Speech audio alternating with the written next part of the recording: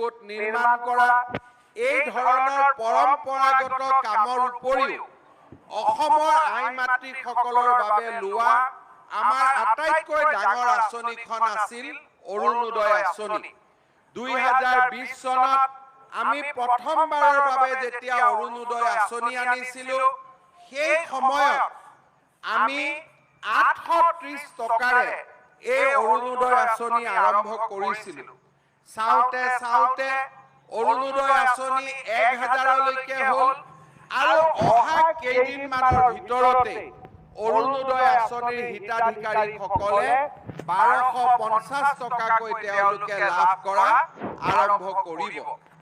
এতিয়া আমাৰ মাজত আৰু এটা কথা আহিলে যে আমাৰ বহু মহিলাই এতিয়াও অৰুণোদয় আঁচনি পাব বাকী আছে। সেইবাবে আমি এটা অৰুণোদয় সপ্তাহৰ আয়োজন কৰিছিলো। আমাৰ হাতত 20 লাখ অৰুণোদয় হিতাধিকাৰী আছে।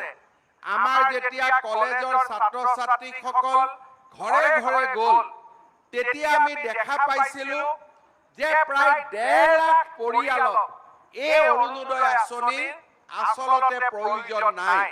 তেওঁলোকৰ ঘৰত চাকৰি আছে বা তেওঁলোকৰ ঘৰৰ অৱস্থা ইমানখিনি বেয়া নহয়।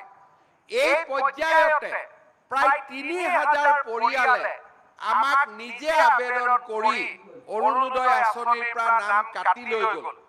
তাৰ উপৰিও অৰুণোদয় আঁচনিৰ কিছু হিতাধিকাৰী ইতিমধ্যে পৰলোক প্ৰাপ্তিও হৈছিলেগৈ। গতিকে পুৰণা হিতাধিকাৰীৰ পৰা 2 লাখ আৰু ৰাজ্য চৰকাৰে নতুনকৈ আৰু 6 লাখ হিতাধিকাৰী আমি নতুনকৈ অৰুণোদয় আঁচনি দিয়াৰ অহা মাহৰ পৰা আমি ব্যৱস্থা কৰিম। অৰ্থাৎ অহা মাহৰ পৰা অৰুণোদয়ৰ নতুন প্ৰপত্ৰ আমাৰ মহিলাসকলৰ মাজত বিতৰণ কৰা হ'ব আৰু 6 লাখ যিহেতু নতুনকৈ 6 আৰু 2 লাখ 8 লাখ অৰুণোদয় আঁচনি আমি নতুনকৈ যিহেতু দিব পাৰিম, গতিকে প্ৰত্যেক সমষ্টিতে অতি কমেও 8000 কৰি নতুন পৰিয়ালক আমি অৰুণোদয় আঁচনি আমি দিব পাৰিম। মই ভাবো এই 8000 পৰিয়াল অৰুণোদয় আঁচনিত যোগ হোৱাৰ লগে লগে আগতে থকা 15000 অৰ্থাৎ একোটা সমষ্টিত প্ৰায় 23000 আমাৰ অৰুণোদয় পৰিয়াল হ'বগৈ।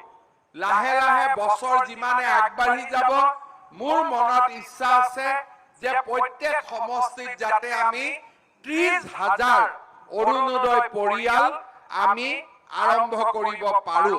আৰু যদি 30000 অৰুণোদয় পৰিয়াল আমি আৰম্ভ কৰিব পাৰো, অসমত অৰুণোদয় পৰিয়ালৰ সংখ্যা প্ৰায় 32 লাখ হ'বগৈ।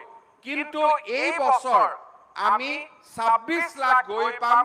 তাৰ পিছত লাহে লাহে আমি ইয়াক 32 লাখলৈকে আমি লৈ যাম।